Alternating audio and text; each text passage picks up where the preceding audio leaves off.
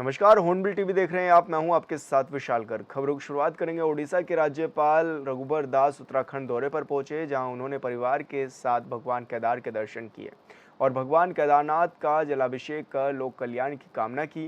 इसके बाद उड़ीसा के राज्यपाल बद्रीनाथ धाम में भी दर्शन के लिए पहुंचे। वहीं बद्री केदार मंदिर समिति केदारनाथ की ओर से प्रभारी अधिकारी अधिशासी अभियंता अनिल ध्यानी ने ओडिशा के राज्यपाल का अभिवादन किया।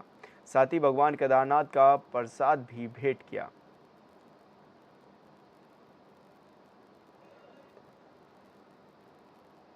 और संवाददाता संजय कुंवर हमारे साथ फोन लाइन पर जुड़ चुके हैं। संजय, क्या कुछ जानकारी मिल रही है? ओडिशा के राज्यपाल भी पहुंचे थे भगवान केदार बद्री के दर्शन करने के लिए।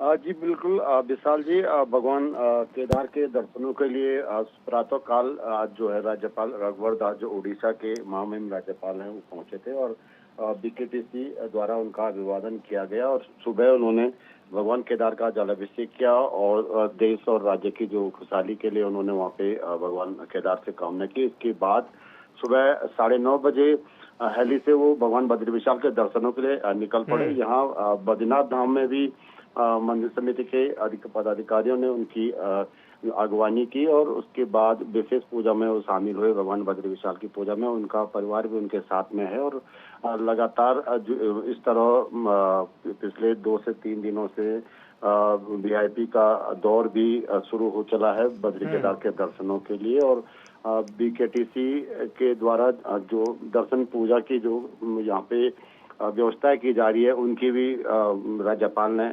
जानकारी ली और जो बद्रीनाथ धाम में मास्टर प्लान कार्य चल रहे हैं उनको भी एक नज़र उन्होंने बद्रीनाथ धाम के दर्शन करने के लिए जब वो गए तो उस दौरान थोड़ा रुक करके उन्होंने ये कार्य मास्टर प्लान के कार्यों का भी निरीक्षण किया। उसके बाद भगवान बद्री विशाल के दर्शन करने के पश्चात लगभग मध्याह्न में जो है देहरादून के लिए निकल पड़े। जी बिल्कुल संजय, बहुत बहुत शुक्रिया आपका तमाम जानकारी साझा करने के लिए। मंगलोर विधानसभा में उपचुनाव की घोषणा के बाद बीजेपी ने प्रत्याशी अपने घोषित कर दिए हैं। करतार सिंह भड़ाना को घोषित किया, जिसके बाद मंगलोर में उन्होंने प्रेस कॉन्फ्रेंस भी की, जिसमें उन्होंने मंगलोर उपचुनाव के लिए प्रत्याशी बनाए जाने पर मुख्यमंत्री का आभार जताया और कहा कि इस बार मंगलोर विधानसभा में होने वाले उपचुनाव में बीजेपी इतिहास रचेगी। इस बार मंगलोर में कमल खिलना तय है। आगे करतार सिंह ने कहा कि मंगलोर की जनता पर उनका कर्ज बाकी है। इस बार मंगलोर के लोग बदलाव चाहते हैं।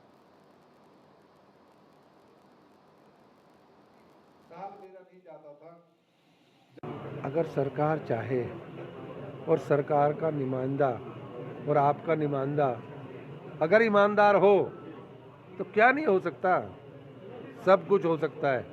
ये तो है नहीं कि हर आदमी ये कहे कि मुझे ये सारा देश मुझे मिल जाए, लेकिन जीने के लिए क्या चाहिए? अच्छा मकान, अच्छी दुकान, अच्छा रोजगार, हर भाई को बच्चों को हॉस्पिटल होना चाहिए, जो ज़रूरत की चीज़ें हैं वो मिलनी चाहिए। और मैं आपको सामने ये कह रहा हूँ कि अगर भाइयों ने मुझ पर भरोसा किया तो 1 साल का तो मैं नहीं कहता कि एकदम तो कोई उठा के चीज़ लगाई नहीं जा सकती, पर 1 साल में मैं वो ये बता दूंगा कि काम कैसे होते हैं। कांग्रेस लगातार बीजेपी पर यह आरोप लगा रही है कि बीजेपी ने पैरासूट कैंडिडेट के रूप में बद्रीनाथ विधानसभा से राजेंद्र भंडारी को टिकट दिया। वहीं इसको लेकर बीजेपी के प्रदेश उपाध्यक्ष ज्योति प्रसाद गैरोला का कहना है कि भंडारी कांग्रेस की नीतियों से कार्यकलापों से कांग्रेस के विचारों से परेशान होने के बाद बीजेपी में शामिल हुए हैं।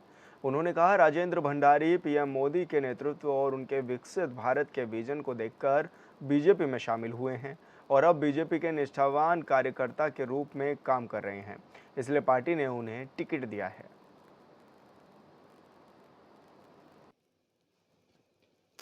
राजेंद्र भंडारी जी ने कांग्रेस की नीतियों के खिलाफ होकर भारतीय जनता पार्टी में वो शामिल हुए। कांग्रेस के नेतृत्व के प्रति, कांग्रेस के विचारों के प्रति, कांग्रेस के कार्यक्रमों के प्रति, कांग्रेस के क्रियाकलापों के प्रति उनकी नाराजगी थी। भारतीय जनता पार्टी के नरेंद्र भाई मोदी के नेतृत्व को देखते हुए भारतीय जनता पार्टी में शामिल हुए और देश के विकास की मुख्य धारा में जुड़ने की उनकी इच्छा, नरेंद्र भाई मोदी के विकसित भारत के संकल्प को आगे बढ़ाने का उनकी इच्छा, इस कारण से वो पार्टी में शामिल हुए। आज वो भारतीय जनता पार्टी के सिपाही के रूप में और निष्ठावान तरीके से काम कर रहे हैं, इसलिए भारतीय जनता पार्टी ने उनको मौका दिया। देश भर में आज ईद की नमाज अदा की गई है। अमन और चैन का संदेश देते हुए नैनीताल में भी मुस्लिम समुदाय के भाइयों ने मल्लीताल जमा मस्जिद में नमाज अदा की। शहर इमाम ने बताया कि आज अल्लाह के बंदे अपने मालिक के नाम पर अपने जानवरों की कुर्बानी देंगे। देश में सुख और शांति की और दुआ भी ईदगाह अल्लाह ताला से करेंगे। साथ ही सन 1982 में बनी इस विशाल मस्जिद में वर्षों से नैनीताल और आसपास के मुस्लिम धर्म के लोग नमाज अदा करते आ रहे हैं।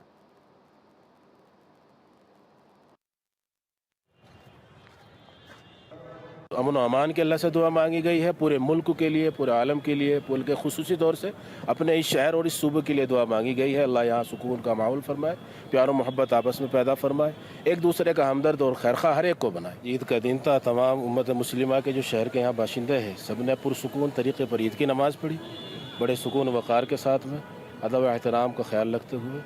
और इनको यही पैगाम दिया गया जो खुसूसी अमल आज के दिन का है कि अपने अमल को करें, खुशी मनाएं, लेकिन खुशी मनाने में दूसरों का खूब।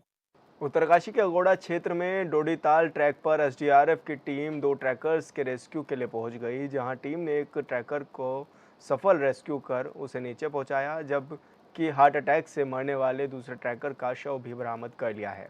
टीम ने शव को स्ट्रेचर के माध्यम से वैकल्पिक मार्ग से होते हुए मुख्य मार्ग तक लाकर जिला पुलिस के हवाले कर दिया।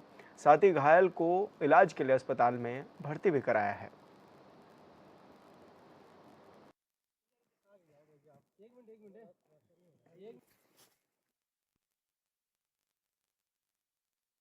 और संवाददाता दीपक नोटियाल हमारे साथ फोन लाइन पर जुड़ गए हैं। दीपक, क्या कुछ जानकारी मिल रही है? बताया ये भी जा रहा है कि मल्लीताल के पास ये 2 ट्रैकर्स थे जो कि फंस गए थे, जिनको निकाला भी गया है अब।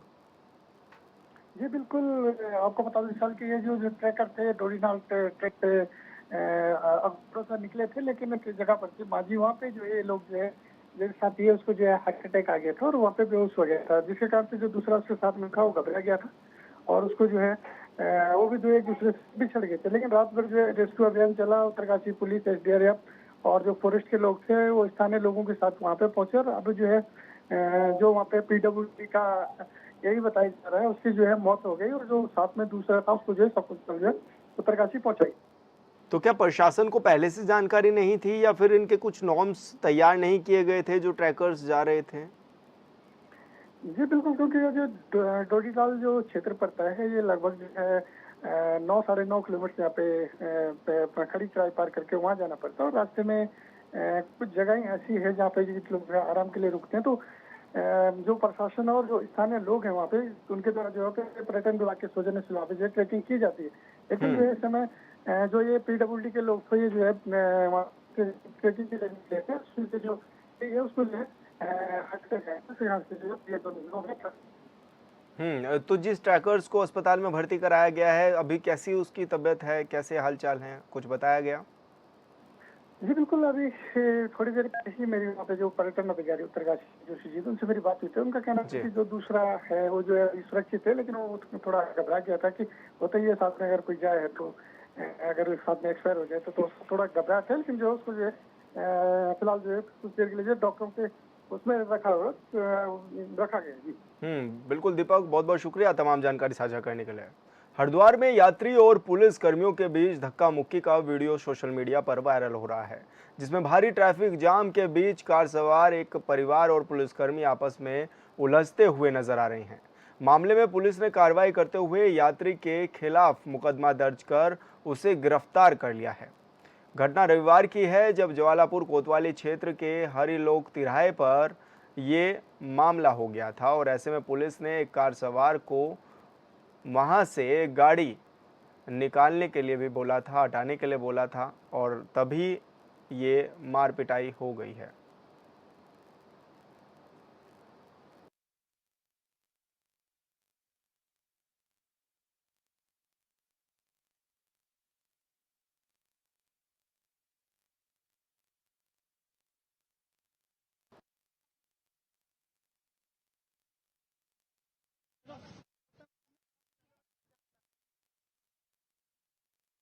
ये जो वीडियो वायरल हुआ है, ये बात की प्रक्रिया का है जब पुलिस उन्हें हिरासत में ले रही है। लेकिन उससे पूर्व जो ये पुलिस के साथ अभद्रता कर रहे हैं, वो वीडियो भी हमने अपने पोर्टल से, अपने जो ट्विटर हैंडल से हमने जारी किया है। तो दोनों ही तथ्यों को ध्यान में रखा जाना चाहिए। हिरासत में इनको इसलिए भी लिया गया क्योंकि इनके द्वारा एक अवैध असलहा ये कैरी कर रहे थे और उससे पूछताछ के लिए इनको हिरासत में लिया जा रहा था। तो पूरी प्रोसेस पुलिस के द्वारा कानूनी प्रोसेस को फॉलो किया गया है। इनके साथ जो लोग थे, जो भी महिलाएं और बच्चे थे, उनको पुलिस ने कानूनी और संवाददाता मनोज कश्यप हमारे साथ जुड़ गए हैं। मनोज, क्या कुछ ये पूरा मामला था जहां पर पुलिस कर्मी और जो यात्री हैं वो आपस में भिड़ते हुए नजर आए?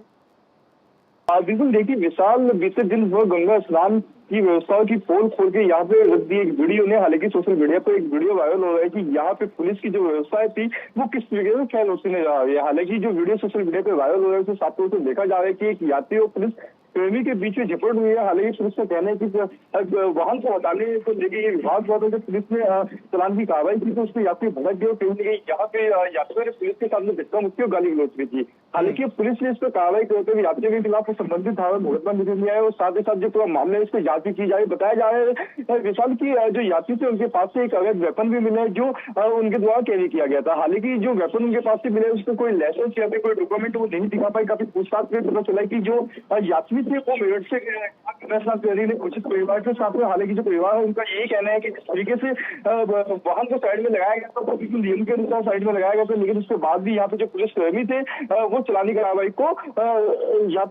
कर रहे थे। जी विशाल। बिल्कुल मनोज, बहुत बहुत शुक्रिया आपका तमाम जानकारी साझा करने के लिए। देश में गर्मी बढ़ने के साथ ही लोग गर्मी से राहत पाने के लिए पहाड़ों का रुख कर रहे हैं। सैकड़ों की संख्या में पर्यटक दिल्ली, लखनऊ, बरेली, देहरादून, मुंबई, बेंगलुरु जैसे शहरों से लोहा घाट की प्रसिद्ध कोली झील पहुंच रहे हैं। झील में सुबह से ही पर्यटकों का तांता लगा हुआ है और झील में पर्यटकों ने बोटिंग का आनंद भी उठाना शुरू कर दिया है। साथ ही झील और लोहा घाट की खूबसूरती की जमकर तारीफ भी इस दौरान पर्यटक करते हुए नजर आ रहे हैं।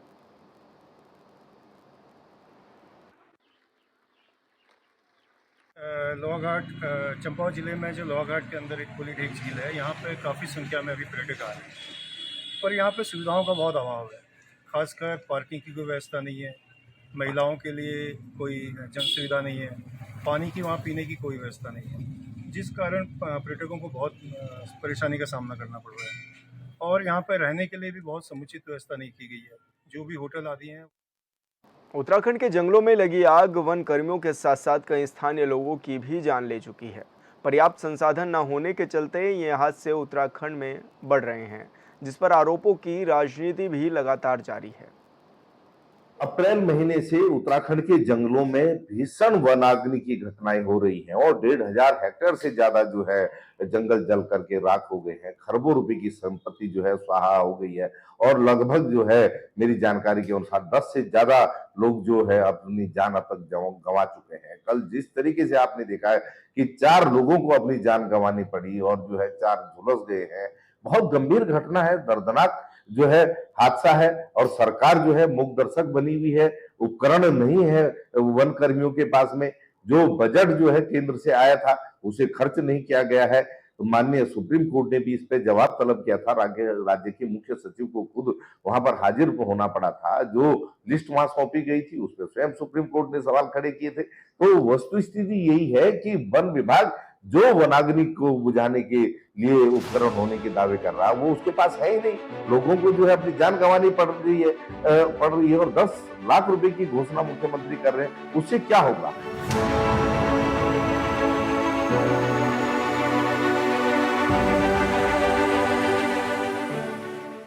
उत्तराखंड में इस साल वनाग्नि से अलग अलग जिलों में 10 लोगों की जान गई। ऐसे में विपक्ष का सरकार से सवाल कहीं से गलत नहीं। इस महीने 13 जून को ही अल्मोड़ा में बिनसर वन्य जीव विहार जंगलों में लगी आग को बुझाने में 4 फायर वॉचर और दैनिक श्रमिक की मौत हो गई, जिसके बाद राज्य के मुखिया पुष्कर सिंह धामी ने वन संरक्षण और डीएफओ को सस्पेंड कर दिया। घटना में दोषी हैं जिनके कारण से किया गया है। CCF, Kumaon, chief conservator north और डीएफओ अल्मोड़ा, इन तीनों को ही जो है सस्पेंड करने के आदेश कर दिए हैं। और इसमें सीधे सीधे चेतावनी है, क्योंकि मैं लंबे समय से हम लोग लगातार ये कहते रहे हैं कि हमारे जो उच्चाधिकारी हैं वो धरातल पर चीज़ों को देखें, उनको जाकर देखें, किसी प्रकार की कोई लापरवाही न बरतें।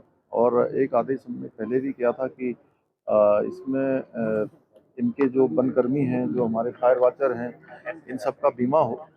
उस पर भी अगर किसी स्तर पर कोई लापरवाही हुई है तो उस पर कार्रवाई होगी।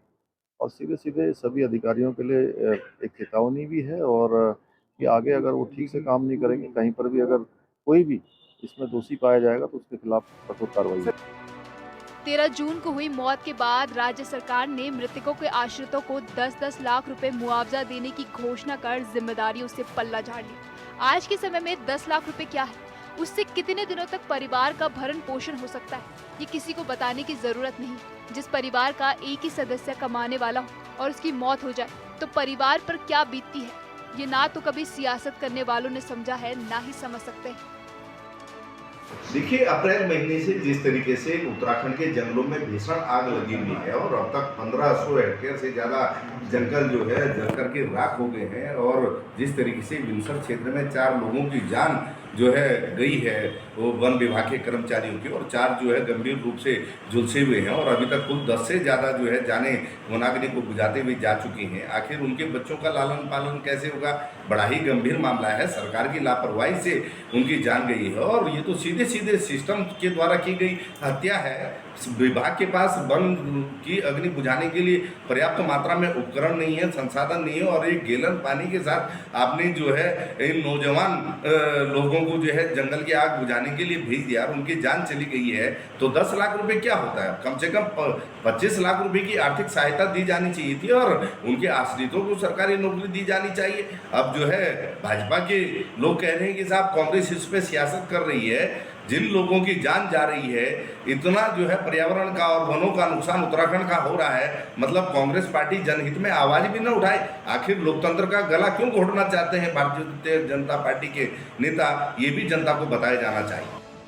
हैरानी की बात तो ये है कि महज 350 रुपए की दिहाड़ी में वन विभाग के साथ काम करने वाले फायर वॉचर और दैनिक श्रमिक अपनी जान को जोखिम में रखकर वनाग्नि से निपटने में अपनी अहम भूमिका अदा करते हैं, लेकिन वन विभाग को उनकी जान की कोई फिक्र नहीं होती। ऊपर से दिक्कत ये भी है कि फायर सीजन निपटते ही वो फिर से बेरोजगारी की मार झेलने को मजबूर हो जाते हैं। मेहनत मजदूरी के अलावा और कोई रास्ता नहीं बचता है।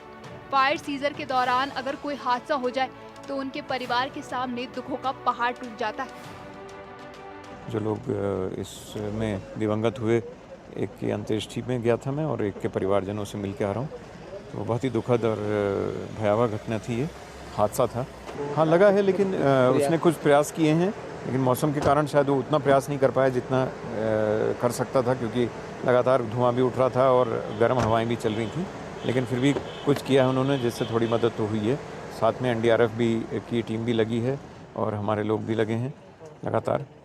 सर, पूरा मामला लगा हुआ है, कब तक आग बुझने की उम्मीद है? ये तो अब नहीं कह सकते कब तक, लेकिन प्रयास जल्द से जल्द बुझाने का चल रहा है।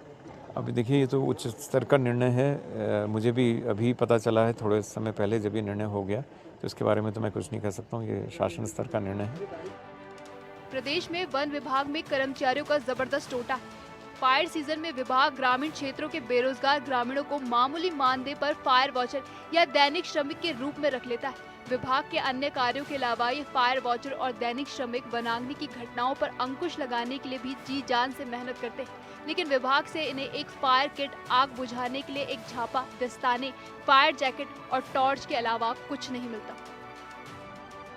काफ़ी हद तक आग पे काबू पा लिया गया है। जितने भी मेजॉरिटी स्पोर्ट थे, जैसे इवनिंग में भी 2 सोर्टीज हेलीकॉप्टर ने ली है। हमारी NDRF भी पूरी तरह लगी रही है। फायर टेंडर भी पूरी तरह से 24 घंटे से काम कर रहे हैं। SDRF भी मौके पर है। तो काफ़ी जगह पर आज आग पे काबू पाया गया है, बुझाई गई है। 1-2 पॉइंट अभी ऐसे बचे हैं जहाँ पर सुलग रही है। देखिए, NDRF की एक टीम थी जिसमें लगभग 20 जवान थे। SDRF की टीम थी, हमारी फायर ब्रिगेड की टीम है, हमारे फॉरेस्ट की डिफरेंट टीम्स हैं। तो लगभग सभी विभाग इसमें कोऑपरेट कर रहे हैं। PRD के जवान थे, होमगार्ड थे, सभी लोगों ने पूरी तरह से सहयोग किया है, पूरी तरह से अपनी पूरी लगन और मेहनत से इसमें सब काम किया है, जिस वजह से ही ये आग पे इतना काबू पाया गया अभी तक। अप्रशिक्षित फायर वॉचर और श्रमिक पूरे सीजन में पेड़ों की टहनियों को तोड़कर जैसे तैसे जंगलों की आग को बुझाते हैं। अल्मोड़ा जिले में यहाँ वन विभाग के अंतर्गत 189 और सिविल सोयम वन प्रभाग के अंतर्गत करीब 99 फायर वॉचर हैं। इनकी सुरक्षा के प्रति वन विभाग कितना जिम्मेदार है, इस बात से अंदाजा लगाया जा सकता है कि विभाग उन्हें प्रशिक्षण देना तो दूर, इनका बीमा तक नहीं कराता है।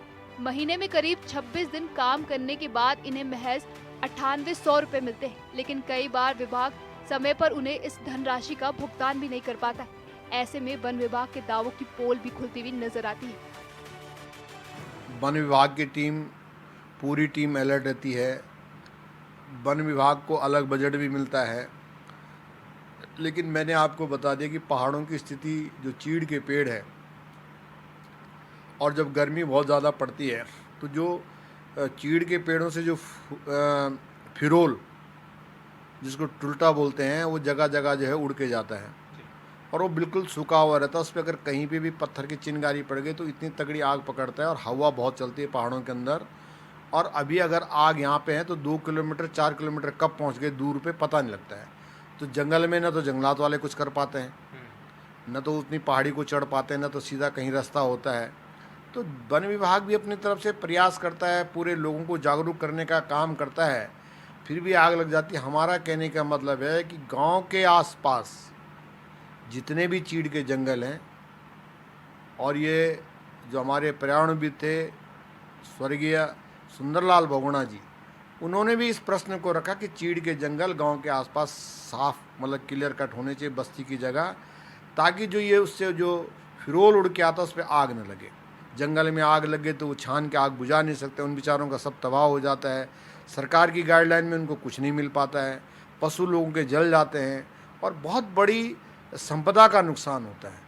तो हम ये चाहते हैं कि इस आग पे नियंत्रण करने के लिए कि गांव के आसपास के जो चीड़ के जंगल हैं वो साफ़ हो जाने चाहिए, ताकि जो फिरोल है जो वहाँ पे ना पड़े और आग न लगे। उत्तराखंड में जंगलों की आग इन दिनों विकराल रूप ले रही है, लेकिन पर्याप्त संसाधन न होने के चलते इस सीजन में 10 लोगों ने वनाग्नि से अपनी जान गंवा दी। जरूरत है उत्तराखंड में वनों पर ध्यान देने की, ताकि पर्यावरण को सुरक्षित रखा जा सके। हॉर्नबिल टीवी के लिए देहरादून से विशाल गर्ग की रिपोर्ट। और फिलहाल इस बुलेटिन में इतना ही। आप देखते रहिए हॉर्नबिल टीवी। नमस्कार।